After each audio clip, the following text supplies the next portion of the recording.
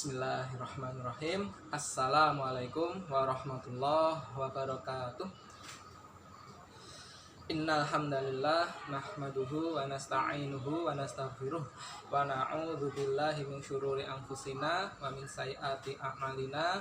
Man yahdihillahu fala mudhillalah wa man yudlil fala hadiyalah. Asyhadu an la ilaha illallah wahdahu la syarikalah wa asyhadu anna Muhammadan abduhu wa rasuluh la nabiyya ba'da. Rabbi shrah li sadri wa yassir li amri wahlul 'uqdatam min lisani yafqahu qawli. Wa sallallahu ala sayyidina Muhammad wa ala alihi wa sahbihi wasallam. Kaifa haluk? Bagaimana kabar anak-anakku hari ini? Alhamdulillah, hari ini Ustadz masih diberikan kesempatan untuk bisa memberikan kisah kepada kalian. Ustadz berpesan kepada kalian tetap di rumah, tetap menjaga kesehatan, jangan lupa untuk selalu beribadah, ya. Tiap pagi jangan lupa untuk selalu murojaah, tetap belajar, sehingga ketika kalian berkegiatan di rumah, ketika kalian belajar di rumah, insya Allah ilmu yang kalian pelajari semakin banyak, dan ilmu yang kalian pelajari bisa diamalkan dengan sebaik-baiknya. Baik, sebelum kita mulai kisah kita pada pagi hari ini, kita siap-siap dulu adab kita. Yang duduk ya, duduk kaki bersila. Sudah? Baik, setelah itu badan ditegakkan. Tegak. Nah. Sudah? Nah, setelah itu siap ya, tangan ya, siap ya. Dengarkan, Ustadz hitung 3, 2, 1. Baik, alhamdulillah. Kita mulai dengan membaca bacaan basmalah bersama-sama. Bismillahirrahmanirrahim. Selanjutnya, sebelum mendengarkan kisah, kita bersihkan hati kita dengan istighfar 3 kali. Astaghfirullah wa atubu ilaih. Astaghfirullah wa atubu ilaih. Astaghfirullah wa atubu ilaih. Baik. Selanjutnya, tidak lupa kita berikan selawat kita kepada Nabi Muhammad bareng-bareng sama Ustadz. Sholawat Nabi, Allahumma sholli ala Muhammad wa ala ali Muhammad kama shollaita ala Ibrahim wa ala ali Ibrahim innaka hamidum majid wa barik ala Muhammad wa ala ali Muhammad kama barakta ala Ibrahim wa ala ali Ibrahim innaka hamidum majid. Alhamdulillah ya. Baik, sekarang Ustadz akan melanjutkan kisah kita ya.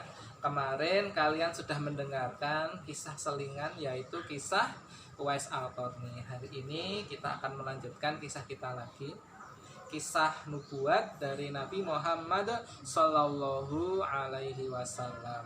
Kita sudah memasuki kisah yang ke-36. Artinya kalian sudah tahu 35 kisah dari kisah Nabi Adam, Nabi Nuh ya kan, dan seterusnya. Baik, kisah nomor 36. Kisah ini adalah kisah yang memberikan kita teladan akhlak yang terpuji. Nah, bagaimanakah kisahnya? Perhatikan.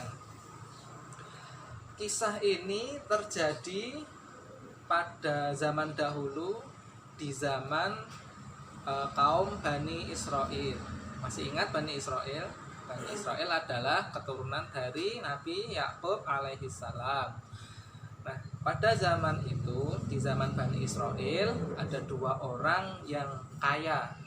Maksudnya ada 2 orang yang punya banyak harta. Nah, qadarullah, salah satu dari orang ini ingin berdagang ke luar negeri dan harus melintasi lautan. Maka ketika orang ini ingin berdagang, maka dia perlu modal. Dia perlu modal. Modal itu bekal seperti itu. Dia perlu bekal. Bekal yang diperlukan oleh orang ini cukup banyak, yaitu 1.000 dinar. Berapa ya kira-kira 1.000 dinar?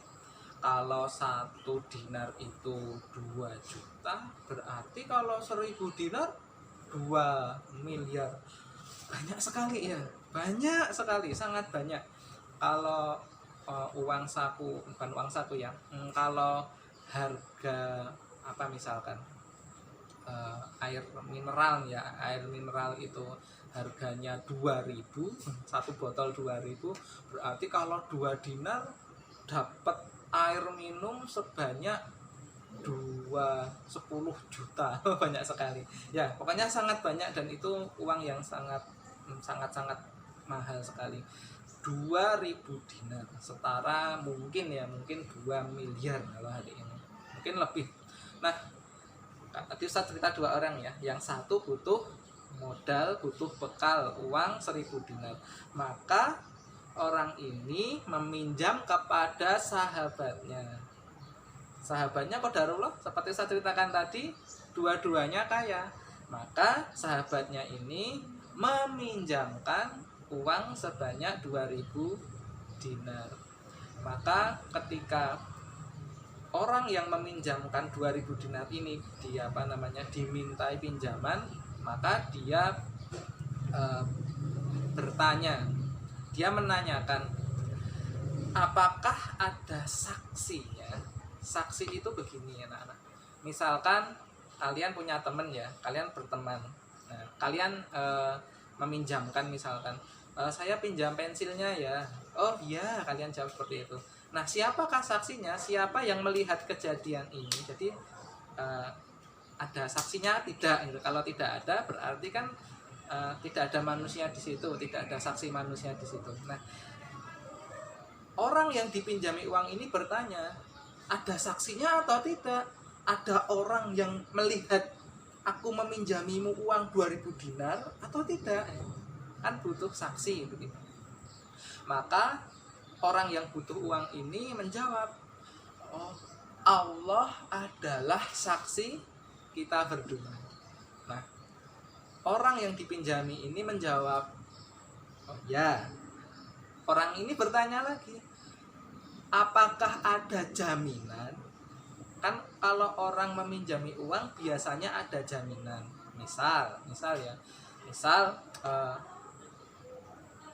kita meminjami tetangga kita, misalkan ya kan, kita meminjami uang misalkan 10.000. Jaminannya apa? Oh, jaminannya misalkan buku. Misalkan buku. Jadi nanti kalau uangnya misalkan tidak kembali atau tidak bisa membayar hutang, maka jaminan ini menjadi gantinya begitu. Jadi jaminan itu untuk menjamin ketika seseorang melakukan hutang. Nah, orang yang meminjami 2.000 dinar ini bertanya, tadi saksinya sudah Allah Subhanahu wa taala. Terus dia bertanya lagi, terus apa jaminannya? Orang yang meminjam menjawab, yang menjamin adalah Allah Subhanahu wa taala. Terus orang ini menjawab, betul, kamu benar. Allah menjadi saksi dan Allah menjadi penjaminnya. Nah, kenapa orang ini bisa setuju dengan perkataan yang meminjam? Karena 2 orang ini adalah 2 orang yang beriman. Maka dengan Allah sebagai saksi dan Allah sebagai penjamin, maka diberikanlah hutang sebanyak 2.000 dinar. 10.000 dinar. 1.000 dinar kepada orang ini. Ya. Akhirnya orang yang meminjam ini dia mendapatkan pinjaman sebanyak 1.000 dinar. Dia pakai uang ini untuk berdagang ya. Dia harus mengarungi lautan, dia harus berlayar menuju lautan ke negeri seberang yang jauh. Nah, setelah beberapa lama kemudian, orang yang punya hutang 1000 dinar ini ingat dengan perjanjiannya. Ketika orang ini meminjam uang 1000 dinar, mereka sudah berjanji hari apa, tanggal berapa, tahun berapa harus mengembalikan. Sudah ada perjanjian. Maka orang yang meminjam uang ini ingat tanggalnya, lalu membuat persiapan sehingga kira-kira di hari yang telah ditentukan uang itu bisa dikembalikan. Nah, mendekati hari yang dijanjikan itu, janji akan membayar uang, maka orang yang berhutang 1000 dinar ini menuju ke laut untuk mencari kapal yang bisa dia pakai untuk menuju tempat sahabatnya. Setelah ditunggu cukup lama, ternyata kapal itu tidak kunjung datang. Sehingga orang ini merasa sedih. Waktu yang dijanjikan sudah sudah tiba, sedangkan dia belum bisa mendapatkan kapal. Apa yang harus dia lakukan? Karena orang ini orang yang beriman, maka dia mencari cara. Dia mencari cara bagaimana caranya saya bisa membayar hutang 1000 dinar saya kepada teman saya. Dicari cara itu. Coba, kapal tidak ada, motor waktu itu belum ada, apalagi pesawat terbang belum ada, kereta api juga belum ada. Padahal harus pakai laut ya. Pakai apa? Pakai laut. Kapal feri. Tidak ada kapal. Mau pakai apa lagi? Kan paus omah dimakan nanti. Ayo, pakai apa kira-kira ya? Maka sebagai orang yang beriman, orang ini berdoa kepada Allah Subhanahu wa taala. Dia berdoa, ya, minta pertolongan. Setelah berdoa, orang ini berpikir mencari cara, akhirnya dia mendapatkan ide. Oh ya, saya akan memasukkan uang dalam kayu. Jadi orang ini akhirnya mencari sebuah kayu itu, paham ya kenapa kayu ya? Nanti saya jelaskan. Dia mencari kayu itu dia lubangi ya. Setelah berlubang, uang 1000 dinar dia masukkan ke kayu itu. Setelah dimasukkan, kayunya ditutup lagi. Nah, setelah itu kayu tersebut dihanyutkan di laut. Kalian pasti sudah paham kan? Kalau kayu dihanyutkan di air pasti mengambang. Nah, terus dihanyutkan di laut. Terus orang ini berdoa lagi. Ya Allah, Engkau tahu aku ingin membayar hutang ini, tetapi aku tidak bisa menemukan kapal. Maka dengan kayu ini yang di dalamnya ada uang 1000 dinar ya, lalu aku masukkan surat. Jadi dia masukkan surat juga, surat surat pemberitahuan bahwa uang ini dari si peminjam, alasannya tidak bisa cari kapal dan seterusnya. Dia masukkan surat itu ke dalam kayu bersama uang 1000 dinar.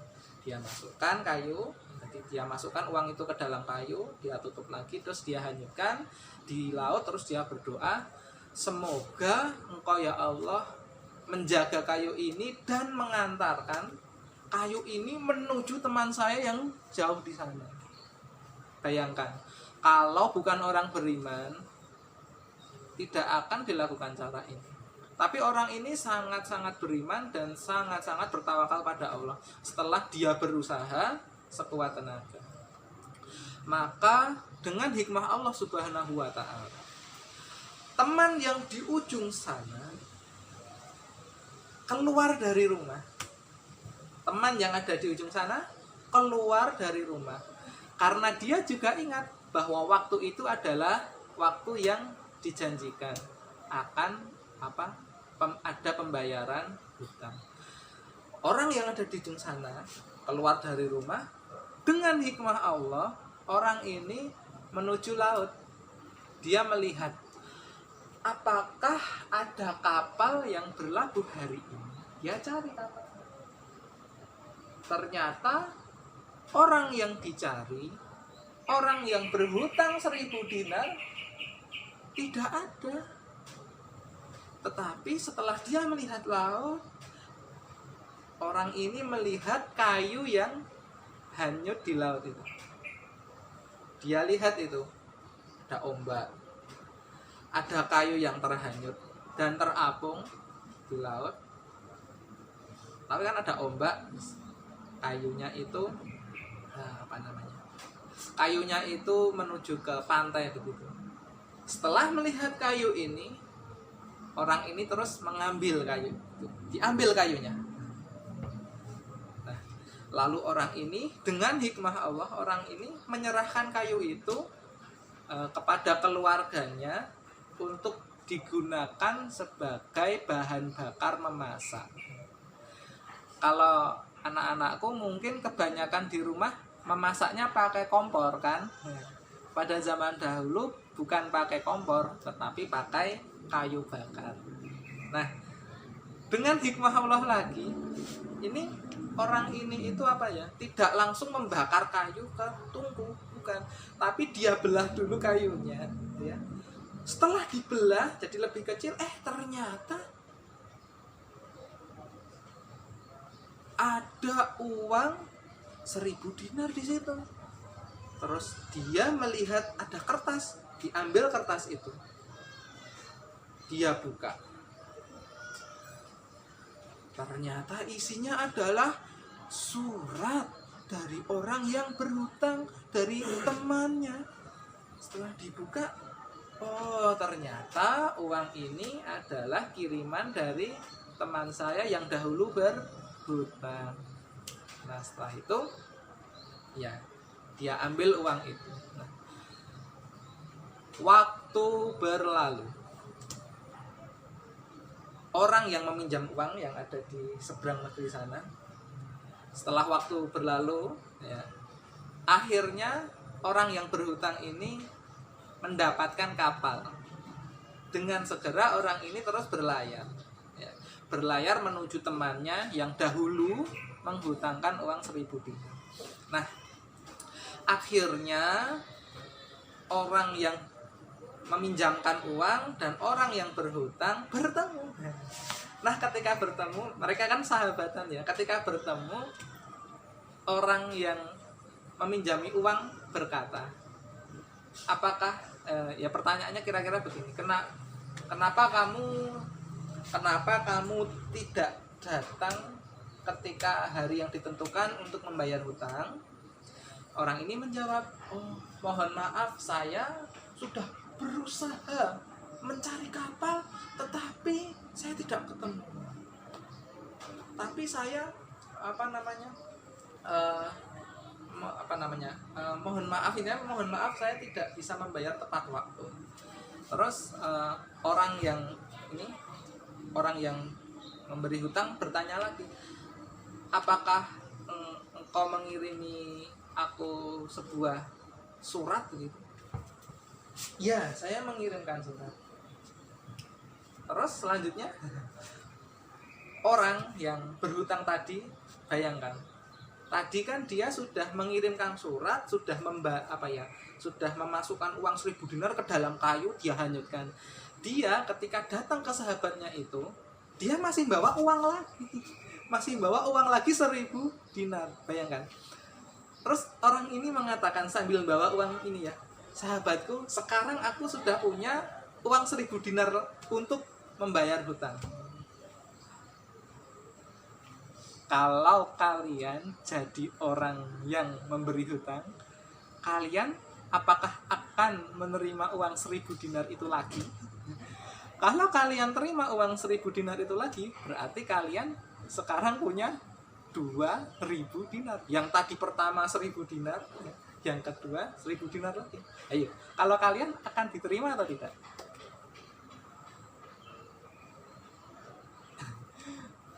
Kalau kalian terima, awas, hati-hati. Kan hutangnya 1.000 dinar. Sebenarnya kan kalian sudah sudah mendapatkan uang 1.000 dinar dari kantong dari kayu tadi ya kan. Kalau kalian terima, hati-hati. Ayo hati-hati, itu bukan hak kalian, bukan hak kalian. Nah, Ustadz ingatkan lagi, karena 2 orang ini beriman, maka orang yang memberi hutang tadi menolak. Tidak, kamu bawa saja uangmu itu pulang. Karena saya sudah menerima uang yang kau kirimkan melalui sekotak kayu. Di dalamnya ada suratmu kan? Maka hutangmu sudah lunas. Bawalah pulang uangmu 1.000 dinar ke rumah. Itu 2 orang yang sama-sama jujur. Yang satu jujur karena sudah dapat uang dalam kotak kayu 1.000 dinar, hutangnya sudah lunas. Yang satunya juga saking jujurnya, dia masih tetap membawa uang 1.000 dinar untuk apa? Untuk membayar hutang. Kenapa dia melakukan itu? Karena dia berpikir mungkin uang yang dalam kayu itu bisa saja hanyut, bisa saja tenggelam, bisa saja diambil kapal lain ya, bisa saja menyasar ke pulau yang lain kan, tidak ada yang tahu. Nah, artinya anak-anakku, dari kisah ini kita bisa mengambil beberapa hikmah. Hikmah yang pertama adalah, yang paling jelas dari kisah ini adalah 1, wajib membayar hutang. Ayo, siapa yang masih punya hutang ya? Hutang apa misalkan? Hutang puasa. Ayo, ada yang masih hutang puasa yang tahun lalu puasanya bolong-bolong. Ayo, disaur dulu. Dibayar dulu hutangnya ya. Ayo. Apalagi hutang yang lain. Apakah masih ada yang punya hutang belum mengerjakan PR? Ayo, dibayar dulu hutangnya, kerjakan dulu tugasnya ya, ditunggu ustadz dan ustazah.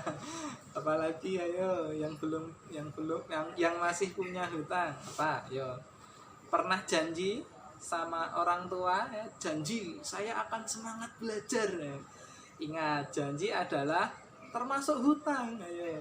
Yang dulu berjanji ditepati, karena itu adalah hutang ya.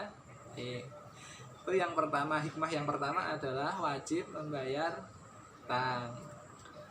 Satu lagi, hikmah yang kedua,